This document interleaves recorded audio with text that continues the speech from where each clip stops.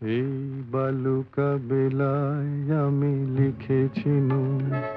খুশির ওই আপন মনে বাতাস বহে সুমন্দ, আমার এই পথ চলাতেই আনন্দ।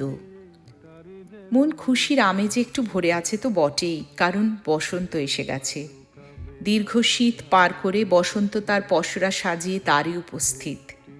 স্প্রিং ব্রেকে স্কুলও ছুটি, তাই একটা ছোট্ট ট্রিপে চলে এলাম ফ্লোরিডা ডেটোনা বিচে। রোজকার একরকম কাজকর্ম থেকে মেন্টালি আর ফিজিক্যালি একটা ছোট্ট ব্রেক যাকে বলা যায়। সমুদ্রের ওপর 23rd ফ্লোরে আমাদের এই রিসর্টটা। ব্যালকনি আর ঘরের জানলা দিয়ে অন্তহীন বিপুল সমুদ্র দেখা চলে। তাই কখনো তার শান্ত রূপ আর কখনো অশান্ত রূপ, সে আমি শুধু চেয়ে চেয়ে দেখেছি। আর মন ভরে ওঠে অপরিসীম এক শান্তিতে। এখানকার বিচ ওয়াক বড়ই সুন্দর, সিমেন্ট দিয়ে বাঁধানো। রিসর্ট থেকে সমুদ্রে নামার পথে সুইমিং পুল। পুলের ধারে বা ওই অন্তহীন সমুদ্রের পাড়ে একটা যে কোনো ড্রিঙ্ক নিয়ে সারা দিন কাটিয়ে দেয়া যায়। আমাদের খুব সৌভাগ্য যে 3 দিনের ট্রিপ খুব রোদ ঝকঝকে ওয়েদার পেয়েছি আমরা। এলেনা স্প্রিং ব্রেকে স্কুল ছুটি থাকায় খুব আনন্দে কাটল দিন কটা।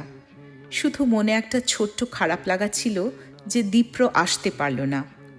নতুন জবে ছুটি নেওয়া ডিফিকাল্ট। যাই হোক, পরের ট্রিপে আবার সবাই একসাথে যাওয়া যাবে। ছোট্ট আর রিল্যাক্সিং ট্রিপ। কদিন ধরে সমুদ্র আর তার ঢেউ এনজয় করে সমুদ্রের উপর সানরাইজ আর সানসেট ক্রুজ থেকে সমুদ্রের উপর সানসেট দেখে, ইয়াম্মি সি ফুড আর কিছু লোকাল রেস্টুরেন্টের ফ্রেশ ফুড খেয়ে আর অপূর্ব সুন্দর রিসর্টে 4 দিন থেকে এবার এলো বাড়ি ফেরার পালা। ফিরে এলাম বাড়ি। পরদিন থেকে আবার স্কুল, অফিস আর সব কাজকর্ম শুরু হয়ে যাবে যে। খুব ভালো লাগলো আপনাদের সাথে এই ছোট্ট আনন্দটা শেয়ার করে নিতে।